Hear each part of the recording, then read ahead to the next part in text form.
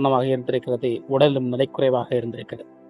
இதனால் அவருடைய மரணம் எனக்கு கேள்வியாக இருந்திருக்கிறது. அது அவருடைய மரணம் இறுதிச் சடங்குகள் நடந்து முடிந்திருக்கிறது. அதை பற்றி நம்ம இந்த வீடியோவில் பேசினால் அவரை பற்றி பேசுவதற்கு நிறையவே இருக்கிறது. அந்த அளவுக்கு அவருடைய வாழ்க்கை வரலாற்றுகள் பெரிய ஒரு புத்தகமாக இருக்கலாம்.